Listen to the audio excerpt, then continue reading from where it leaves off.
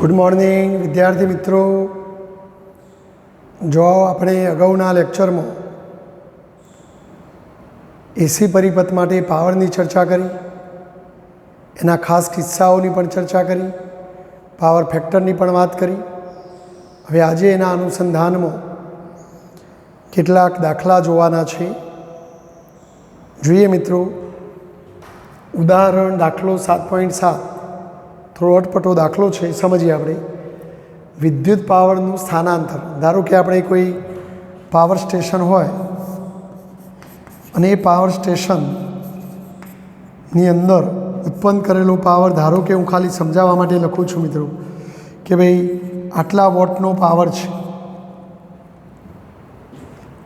બરાબર. 1,00,000 વોટના પાવરને સ્થાનાંતર કરાવવું છે, એક જગ્યાએથી બીજી જગ્યાએ લઈ જવું છે.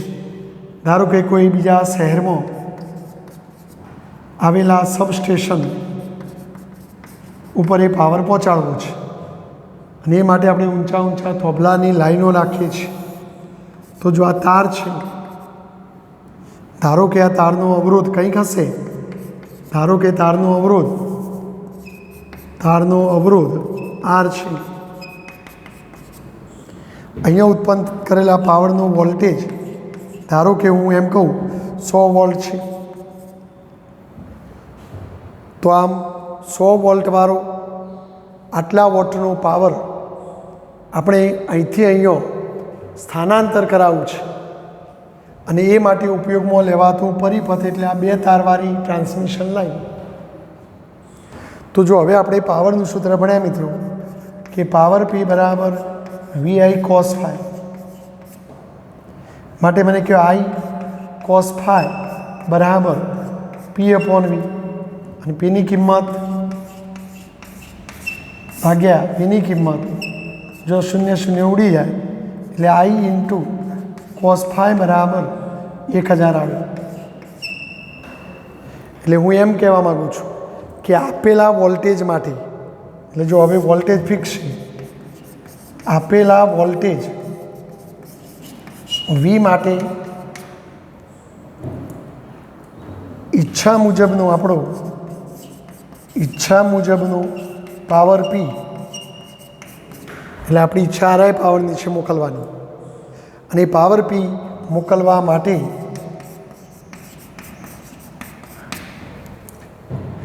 જો પાવર ફેક્ટરનું મૂલ્ય ઓછું, પાવર ફેક્ટર ઓછો રાખીએ તો શું થાય? તો જો આપણે વિચારીએ મિત્રો, દાખલા તરીકે 1000 છે ને, તો 1000 છે. કોસની વધુમાં વધુ કિંમત કેટલી હોય? કોસની વધુમાં વધુ કિંમત 1 હોય. તો આ કેટલી લેવી પડે મારે? 1000. તો જ આ બેનો ગુણાકાર 1000 આવે. પણ ચલો, હું પાવર ફેક્ટર ઓછો રાખવા માગું છું, એકના બદલે હું પાવર ફેક્ટર 0.5 રાખવા માગું છું, પણ મારે તો આ બેનો ગુણોત્તર 1000 જ રાખવાનું છે. તો પછી આ 0.5 લે તો પછી મારે પ્રવાહ કેટલો લેવો પડે મિત્રો? 2000 લેવો પડે. તો જ બેનો ગુણાકાર 1000 થાય. એનો મતલબ કે જો પાવર ફેક્ટર ઓછો રાખવો હોય તો પ્રવાહ વધુ રાખવો પડે. તો જો આપણી રકમ કહે છે કે પાવર ફેક્ટરનું ઓછું મૂલ્ય રાખો, તો પાવર ફેક્ટર ઓછો રાખીએ તો પ્રવાહ I વધુ રાખવો પડે. એટલે કે જો આપેલા વોલ્ટેજ V માટે તમારી ઈચ્છા મુજબનો પાવર P, એટલે એ બે ફિક્સ જ છે, આટલા વોલ્ટેજ માટે આટલા વોટનો પાવર જો મોકલવા માગતા હો, અને એમાંય તમે જો પાવર ફેક્ટરનું મૂલ્ય ઓછું રાખવા માગતા હો, તો આ પદ નાનું કરો તો આ પદ મોટું કરવું પડે, તો પ્રવાહ વધુ રાખવો પડે. અને જો પ્રવાહ વધુ રાખવો પડે તો આ તો જો તારવાળી લાઈન છે, તો તારના અવરોધને કારણે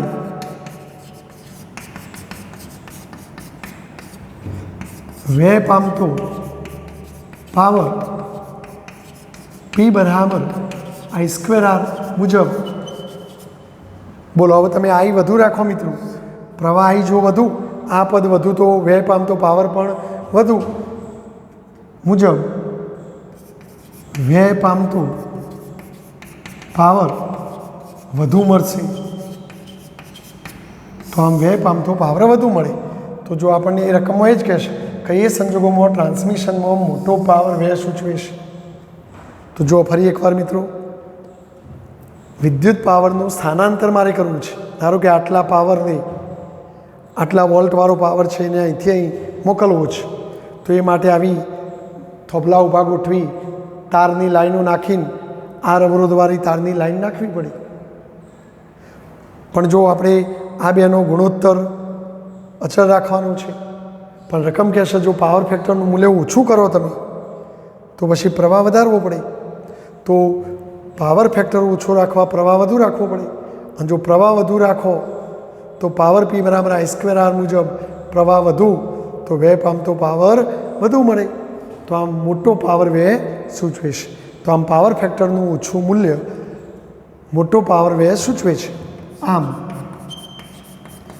પાવર ફેક્ટરનું ઓછું મૂલ્ય મોટો પાવર વ્યય સૂચવે છે. બોલો, સમજી ગયા તમે? તો આ પહેલાં એ પ્રશ્નને આપણે આ રીતે સમજી શકાય. સ્ક્રીનશોટ લઈ લેજો મિત્રો, બરાબર છે? ચલો સ્ક્રીનશોટ લે. આ તો મેં ઓખડા ખાલી તમને સમજાવવા લખ્યા છે, બાકી તમારે આટલું જ લખવાનું છે પરીક્ષા. ચલો હવે બીજો પ્રશ્ન જોઈએ આપણે. જો બી પ્રશ્ન,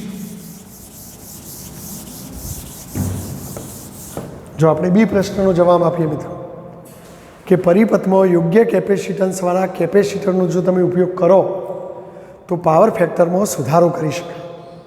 આપણે પાવર ફેક્ટરની વાત કરીએ મિત્રો. જો તો પાવર ફેક્ટર cos phi, જો LCR પરિપથ હોય તો cos phi બરાબર R/Z.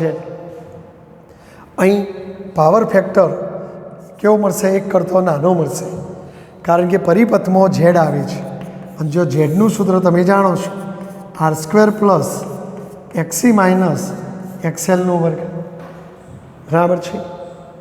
જો આ ઝેડની કિંમત R જેટલી થાય, જો Z બરાબર R થાય તો આપણે યાદ કરો, હમણાં કીધું અનુનાદ થાય તો બે પદ ઉડી જાય, તો Z બરાબર R થાય. જો Z બરાબર R થાય તો cos phi પાવર ફેક્ટરની કિંમત R/R બરાબર 1 થાય.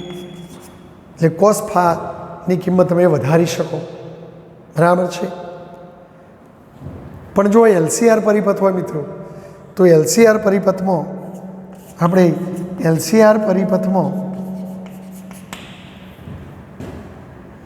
પ્રવાહ અને વોલ્ટેજ વચ્ચે કંઈક કળા તફાવત હોય છે. આપણે કંઈક ધારીને વાત કરીએ કે ધારો કે પ્રવાહ એ વોલ્ટેજ કરતો કળામાં phi જેટલો પાછળ છે.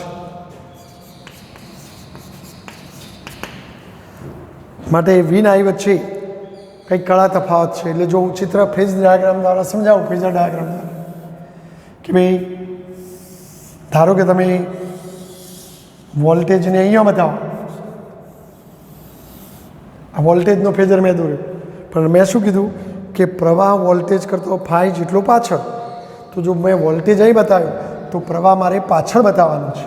તો ધારો કે આ પ્રવાહનો ફેઝર, અને પ્રવાહ વોલ્ટેજ કરતો કેટલો પાછળ? phi જેટલો પાછળ. જો હું આઈના બે ઘટકો પાડું મિત્રો, એક આઈનો વોલ્ટેજની દિશામાંનો ઘટક, જે આઈનો વોલ્ટેજને પેરેલલ ઘટક કહેવાય, એટલે IP કહીએ, અને એક વોલ્ટેજનો આ પ્રવાહનું એક વોલ્ટેજને લંબ દિશામાંનો ઘટક. ધારો કે હું આને IQ કહું, તો અહીં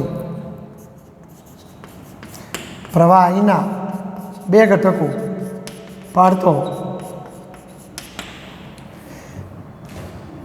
એક IP ઘટક જે વિની દિશામાં થશે. अब जो IP आम V आम, तो आ बे एक ज दिशा में तो एमनी वच्चेनो कड़ा तफावत કેટલો થાય મિત્રો? 0. વીની દિશામાં થશે, તેથી તેમની વચ્ચેનો કળા તફાવત 0 થાય. તેથી પાવર ફેક્ટર એ બે ઘટકો માટે પાવર ફેક્ટર cos phi બરાબર cos 0 બરાબર 1 થાય. બરાબર છે? તો એ પાવર ફેક્ટર વધારી દે. તો જો પાવર ફેક્ટર વધી જાય, પણ જો આ ઘટક શું કરશે એ જુઓ. અહીં બીજા ઘટકની વાત કરું, આઈક્યુ જે વીને લંબ ઘટક બનશે, તેમની વચ્ચે કળા તફાવત. તો જો વોલ્ટેજ બી આમ છે અને આઈક્યુ આમ છે, માટે બે વચ્ચે કેટલો ખૂણો મિત્રો? 90. એટલે બે વચ્ચે કળા તફાવત 90 થાય. તેથી પાવર ફેક્ટર બરાબર cos phi બરાબર cos 90 બરાબર 0 થાય. તેથી પાવર વ્યય થાય નહીં. એટલે જો મારે અહીંયા પ્રશ્ન શું કહેશે કે પાવર ફેક્ટરમાં સુધારો કરવો છે. જો હું અહીંયા પ્રવાહ લઉં છું તો વોલ્ટેજ અને પ્રવાહ વચ્ચે કંઈક કળા તફાવત રહે છે, અને કળા તફાવત રહે છે એટલે પાવર ફેક્ટર 1 કરતો ઓછો મળે છે. મારે એ સુધારવું છે, અને પાવર ફેક્ટર સુધારવું હોય તો આ પ્રવાહ પાવર ફેક્ટર મહત્તમ આપશે, આ પ્રવાહ પાવર ફેક્ટર 0 આપશે. મારે પાવર ફેક્ટર 1ના બદલે વધારીને મહત્તમ કરવું છે, એટલે મારે આ રાખવો પડશે, આને નાબૂદ કરવું પડશે. જો હું આને નાબૂદ કરું તો જ એકલો આ પ્રવાહ રહે અને પાવર ફેક્ટર સુધરીને મહત્તમ થાય. પણ જો આને નાબૂદ કરવા માટે એક્ઝેક્ટ એની વિરુદ્ધ દિશામાંનો કોઈ પ્રવાહ હું સ્વીકારું એટલું આઈક્યુ ડેશ. પણ જો આઈક્યુ ડેશ વોલ્ટેજ અહીં છે ને એ પ્રવાહ અહીં લાવવાનો છે, તો વોલ્ટેજ કરતો એને π/2 જેટલો આગળ રાખવો પડે. અને યાદ કરો, ઇન્ડક્ટરોમાં પ્રવાહ વોલ્ટેજ કરતો π/2 જેટલો પાછળ હોય, અને કેપેસિટરોમાં પ્રવાહ વોલ્ટેજ કરતો π/2 જેટલો આગળ હોય. તો જો તમારે આના જેટલા જ મૂલ્યનો પ્રવાહ આઈક્યુ ડેશ આગળ રાખવો હોય તો તમારે કેપેસિટર જોડવું જોઈએ, અને એટલે કહેશે યોગ્ય કેપેસિટન્સવાળા કેપેસિટરનો ઉપયોગ કરવો જોઈએ. જો યોગ્ય કેપેસિટન્સવાળા કેપેસિટરને વાપરીએ તો ધારો કે કેપેસિટરનો પ્રવાહ આઈક્યુ ડેશ એ આઈક્યુ જેટલો હોય, બરાબર? કેટલો હોય? આઈક્યુ જેટલો હોય. પરંતુ કેપેસિટરમાં પ્રવાહ વી કરતો π/2 જેટલો આગળ હોય, તો પછી તમારે આ π/2 જેટલો આગળ બતાવવાનો. હવે જો આમ હોય ને આમ હોય તો એકબીજાની અસર નાબૂદ કરે. અહીં આઈક્યુ અને આઈક્યુ ડેશ વિરુદ્ધ કરારમાં હોવાથી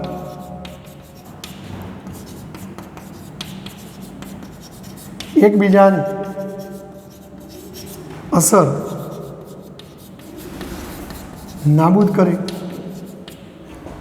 બરાબર છે? અને બોલો એ નાબૂદ કરે તો પછી આ પાવર ફેક્ટર નાબૂદ થઈ જાય. બરાબર છે? કળા તફાવત 0 વાળો પાવર ફેક્ટર રહે. બરાબર? ખ્યાલ આવી ગયો? કારણ કે આને આ નાબૂદ કરી દે તો માત્ર હવે તમારો પ્રવાહ રહે જ રહે, માટે એ પાવર ઘટક કહેવાય.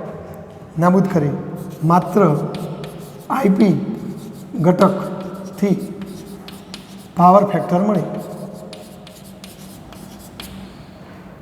બરાબર, આઈપી ઘટકથી પાવર ફેક્ટર મળે અને તમારો પાવર ફેક્ટર વધી જાય. જો ફરી એકવાર સિમ્પલ, જો તમે વોલ્ટેજ અને પ્રવાહ વચ્ચે કંઈક કડા તફાત રાખો તો પાવર ફેક્ટર 1થી ઓછું મળે. પણ જો આમાં પ્રવાહના હું 2 ઘટકો પાડે તો આ પ્રવાહ તમને પાવર ખૂણો 0 બની આપશે, એટલે પાવર ફેક્ટર મહત્તમ થશે. અને આ પ્રવાહ ખૂણો 90 બની આપશે તો પાવર ફેક્ટર 0 થશે. તમારો પાવર ફેક્ટર સુધારવો હતો તો સુધારવો છે એટલે આ રાખવો છે, મહત્તમ કરવો છે. કારણ કે હમણાં ઉપરના દાખલામાં જોયું કે પાવર ફેક્ટર મોટો રાખો તો પ્રવાહ ઓછો રાખવો પડે, અને પ્રવાહ ઓછો રાખો તો વેપ આમ તો પાવર પણ ઓછો, અને પાવરનો બગાડ ઓછો કરવો તો પ્રવાહ તમારે ઘટાડવો પડે, અને પણ પ્રવાહ ઘટાડવા માટે પાવર ફેક્ટર વધારવો પડે, અને પાવર ફેક્ટર મારે વધારવો છે. તો પછી આને નાબૂદ કરવા માટે એટલા જ પ્રવાહનો આઈક્યુ ડેશ પ્રવાહ રાખવાનો, વોટલેસ પ્રવાહ, પણ એ કેપેસિટર લેવું પડે તો જ એ π/2 જેટલો આગળ, આ π/2 જેટલો પાછો અને આ π/2 જેટલો આગળ, એટલે કે બીજાની અસર નાબૂદ કરે. ખાલી આ જ પ્રવાહ રહે તો એ જ પ્રવાહ રહે તો કડા તફાવત 0 અને કડા તફાવત 0 તો પાવર મહત્તમ મળે, અને આમ પાવર ફેક્ટરમાં સુધારો કરી શકાય. તો માત્ર કેપેસિટર વાપરીને પાવર ફેક્ટર સુધારી શકાય. આમ માત્ર કેપેસિટર વાપરી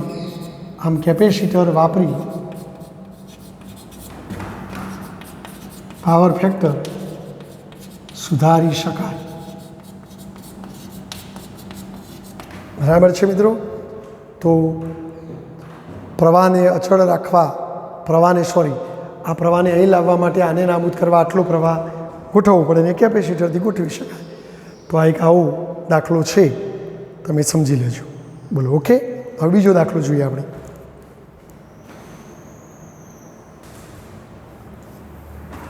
જો બચ્ચો આ એક દાખલો 283 વોલ્ટ મહત્તમ મૂલ્ય, એટલે જો આપણે નોંધ કરીએ બધા રીડિંગોની, મહત્તમ મૂલ્ય VM 283 વોલ્ટ મહત્તમ મૂલ્ય, અને 50 હર્ટ્ઝ આવૃત્તિ, ન્યૂ લખાય, એફ લખાય, 50 હર્ટ્ઝ. જો આવૃત્તિ ઉપરથી આપણને ઓમેગા મળી જાય, ઓમેગા એટલે 2πf, 2πની કિંમત 3.14, એફની કિંમત 50, 50 100 ગુણ્યા એટલે 314 રેડિયન પર સેકન્ડ.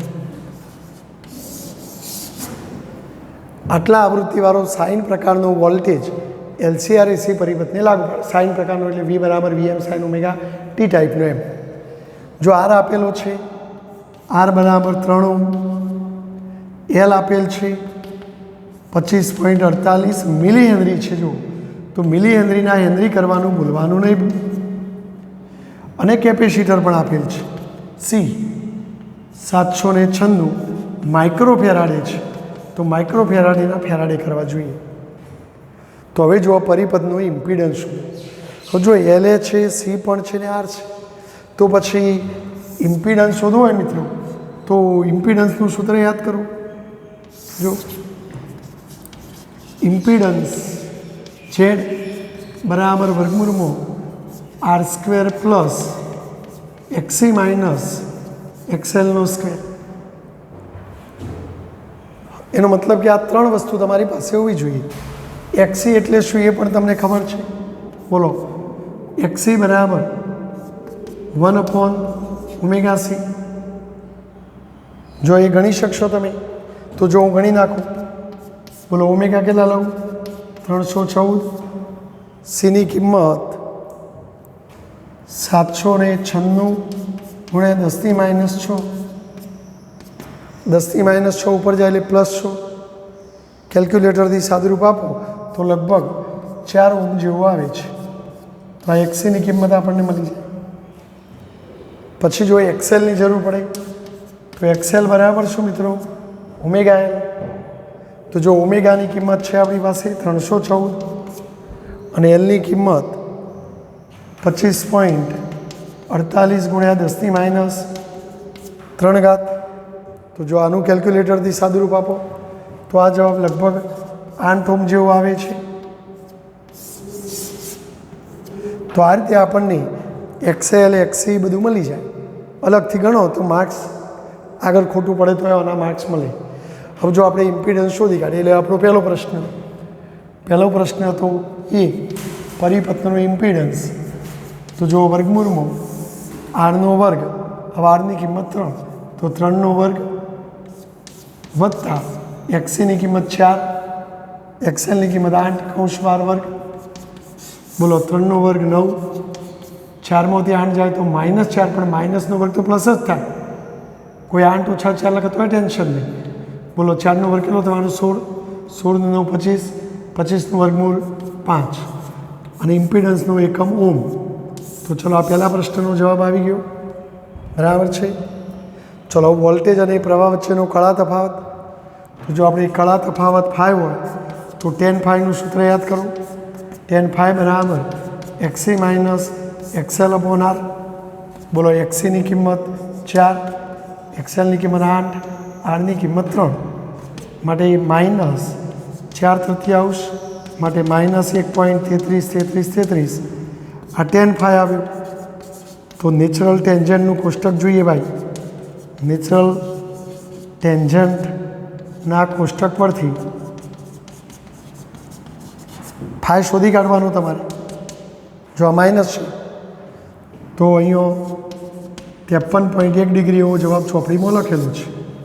જો એ કળા તફાવત ઋણ આવ્યો, અહીં phi ઋણ છે, તેનો અર્થ એ થયું, તેનો અર્થ એ થાય કે પ્રવાહ I એ વોલ્ટેજ કરતો કળામાં પાછળ હશે. માઇનસનો મતલબ પાછળ અને પ્લસ હોય તો આગળ સમજવાનું. બોલો ખ્યાલ આવી ગયો.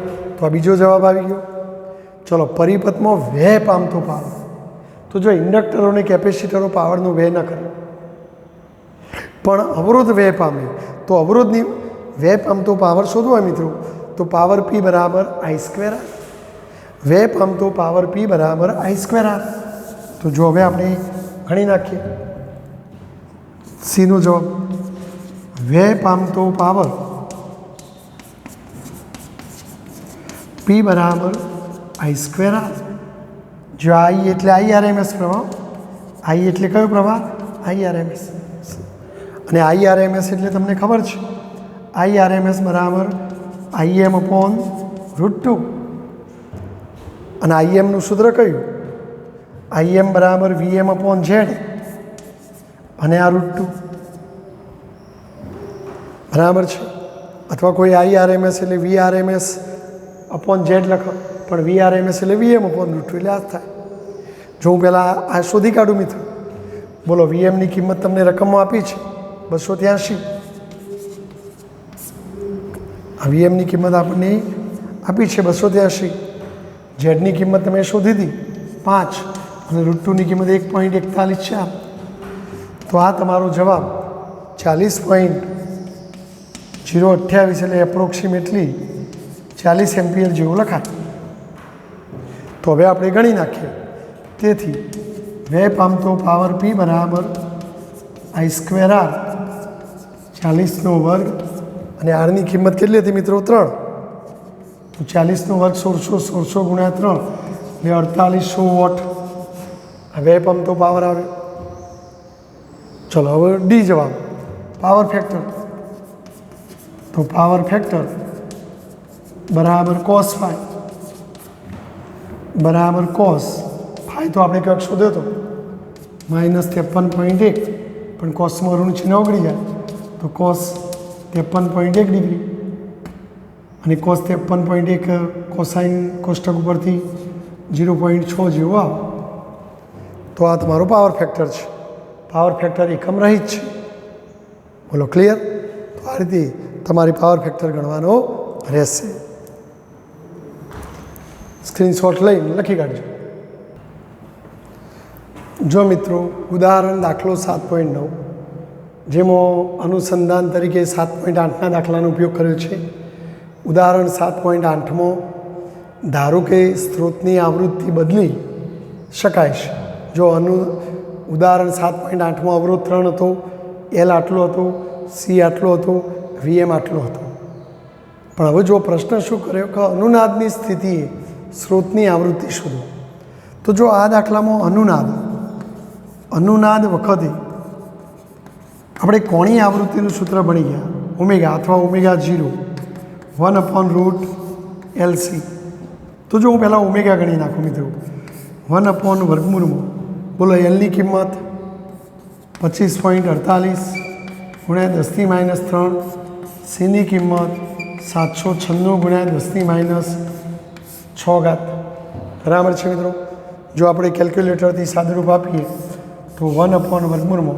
આ બેનો પહેલાં કેલ્ક્યુલેટરથી ગુણાકાર કરો તો 20 28.2 એવું કંઈક આવે છે, ગુણ્યા 10⁻8 જેવું થશે. જો 10⁻8 વર્ગમૂળની બહાર લાવો તો 10⁻4, 10⁻4 ઉપર જાય તો 10+4 અને આનું વર્ગમૂળ 45 જેવું આવે છે. તો આનું સાદુરૂપ આપો તો 222.1 અને રેડિયન પર સેકન્ડ એકમ. તો આમાં આ અનુનાદ કોણીય આવૃત્તિ કહેવાય. શું કહેવાય? કોણીય. પણ આપણને આવૃત્તિ માગીશ તો જો ઓમેગા બરાબર 2πf પરથી એફ ના લખો તો ન્યુ લખાયો, તો એફ બરાબર ω/2π. કોઈ એફની જગ્યાએ ન્યુ લખતો હોય ચાલો. ચાલો ઓમેગાની કિંમત તમે શોધી કાઢી, 222.1, 2πની કિંમત 3.14. જો કેલ્ક્યુલેટરથી સાદુરૂપ આપો તો 35.4 હર્ટ્ઝ જેવો જવાબ આવે છે. જો આને અનુનાદ આવૃત્તિ કહેવાય. ઘણીવાર અનુનાદ એટલે રેઝોનન્સ એટલે એફઆરએ લખાય, આવું પણ લખાય. ખ્યાલ આવી ગયો? તો ધ્યાન રાખજો મિત્રો. તો આપણને અનુનાદ આવૃત્તિ માગી હતી. હવે કહેશે કે આ અનુનાદની સ્થિતિ, અનુનાદ વખતે આ બધી આઈટમો શોધવાની છે. તો જો આપણે હવે બીજો પ્રશ્ન જોઈએ.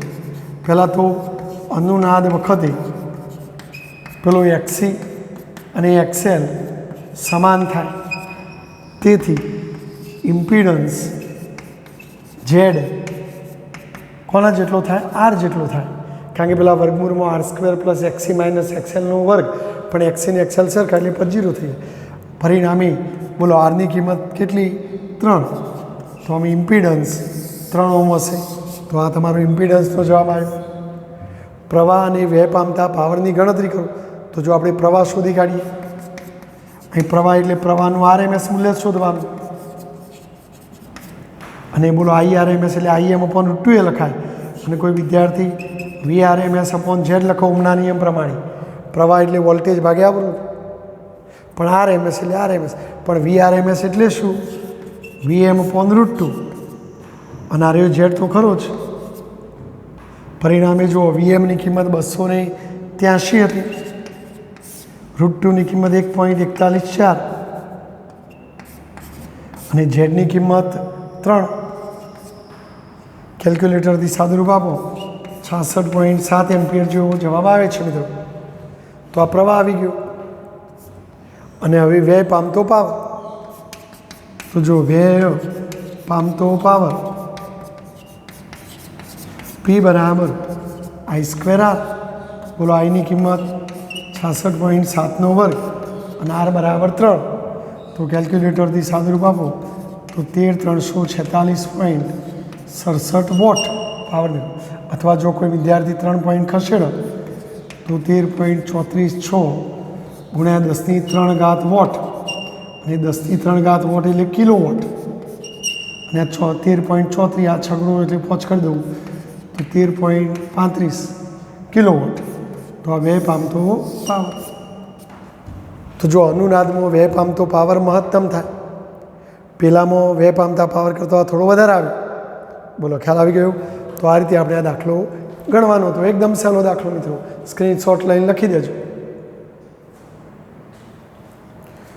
જો મિત્રો સ્વાધ્યાયનો દાખલો 7.5 એકદમ સહેલો દાખલો, સ્વાધ્યાયના 7.3 અને 7.4 દાખલો. તો જો આપણે સ્વાધ્યાયના 7.3ના દાખલાની રકમ આવી હતી, જેમાં આપણે IRMS શોધ્યો હતો. IRMS એટલે VRMS અપોન Z, Z એટલે અવરોધ, પણ આમાં માત્ર ઇન્ડક્ટર જોડેલું હતું અને માત્ર ઇન્ડક્ટર હતું. આપણા એસી પરિપથ સાથે માત્ર ઇન્ડક્ટર જ જોડેલું હતું મિત્રો. અને ઇન્ડક્ટરનો અવરોધ XL એટલે ઓમેગા, તે આપણે સાદુરૂપ આપ્યું એટલે આપણને IRMS પ્રવાહ આટલો મળેલો. સ્વાધ્યાયના 7.4 દાખલામાં શું હતું? એસી સ્ત્રોત સાથે કેપેસિટર જોડેલું હતું. માત્ર શું જોડેલું હતું? કેપેસિટર. તો ત્યાં પ્રવાહનું RMS મૂલ્ય શોધેલું આપણે, પણ એ કેપેસિટરનો અવરોધ આવે આટલો આવેલો. તો હવે કહે છે આ દાખલામાં એક પૂર્ણ ચક્ર દરમિયાન દરેક પરિપથમાં, આરે પરિપથમાં, તો ચલો આરે એટલે માત્ર ઇન્ડક્ટર, એટલે કે 7.3 દાખલામાં માત્ર ઇન્ડક્ટર છે અને ઇન્ડક્ટરવાળા પરિપથમાં, યાદ કરો મિત્રો, ઇન્ડક્ટરવાળા પરિપથમાં પ્રવાહ IA વોલ્ટેજ કરતો કણામાં π/2 જેટલું પાછળ હોય. યાદ કરો આપણું આઈનું સૂત્ર Im cos ωt -π/2 આવતું. તેથી કળા તફાવત φ બરાબર શું થાય? -π/2 થાય. તેથી આપણે પાવર ગણી કાઢીએ. એક પૂર્ણ ચક્ર દરમિયાન ચોખ્ખો પાવર, તો પાવર P બરાબર VI cos φ અથવા VRMS IRMS cos φ. માટે જો V ના લખો તો VRMS IRMS cos φની કિંમત -π/2. કોસમાં ઋણ છે ને ઓગળી જાય એટલે cos π/2 જ થાય. cos -π/2 દેટ મીન્સ cos π/2 થાય અને cos π/2 0 થાય. તો એ 0 ગુણ્યા બધું 0, તો એ વેપ આમ તો પાવર 0 આવે. ખ્યાલ આવી ગયો? અહીં શું થાય? વિદ્યુત ઉર્જા ઇન્ડક્ટરને મળે, પણ ઇન્ડક્ટર પાછી આપી દે, પાછી આવી જાય, એટલે પ્રથમ અર્ધચક્ર દરમિયાન ખર્ચાતો પાવર બીજા અર્ધચક્ર દરમિયાન પાછો આવી જાય. અહીં બગાડ ના થાય. ચલો હવે પહેલાં 7.4ની વાત કરીએ. તો જો આ સ્ક્રીનશોટ લઈ લેજો, લખી દેજો. હવે 7.4માં શું લખી શકાય? માત્ર કેપેસિટર છે મિત્રો. 7.4માં માત્ર કેપેસિટર હોવાથી તેઓ પ્રવાહ IA V કરતો કણામાં π/2 જેટલો આગળ આવતો હતો મિત્રો. પ્રવાહ એ વોલ્ટેજ કરતો કણામાં π/2 જેટલો આગળ હોય. તેથી φ બરાબર π/2, માટે પાવર P બરાબર VI cos φ, માટે VI cos π/2 અને cos π/2 0, તો પાવર 0. તો એક પૂર્ણ ચક્ર દરમિયાન પાવર 0, કારણ કે પૂર્ણ ચક્રમાં અડધા ચક્ર દરમિયાન તો આપણે આવું વિધાન લખાયું કે ભાઈ પ્રથમ અડધું ચક્ર આપણે આમ લઈએ, આમ આ પૂર્ણ ચક્ર કહેવાય. તો આ પ્રથમ અડધું ચક્ર, તો પ્રથમ અર્ધ ચક્ર દરમિયાન ખર્ચાતો પાવર બીજા અર્ધચક્ર દરમિયાન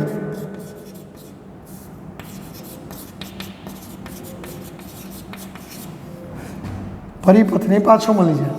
પરિપથને પાછો બરાબર ચક્ર દરમિયાન પરિપથ ના લખો તો જે ઘટક હોય તે ઘટક દરમિયાન પાછો મળી જાય છે. એટલે કે કોઈ પાવર વ્યય થતો નથી. એટલે ટૂંકમાં અહીંયા -π/2 નહીં, +π/2, એટલે જવાબ તમારો 0 થઈ જાય. ચલો લખી દેજો આ દાખલો, બરાબર છે. આની આપણે જરૂર નથી, પણ આ દાખલામાં રકમની અનુસંધાન હતો એટલે આપણે ઉપયોગ કરેલો. ઓકે, તો આ રીતે દાખલા પાવરના ગણી શકાય મિત્રો. ક્લિયર?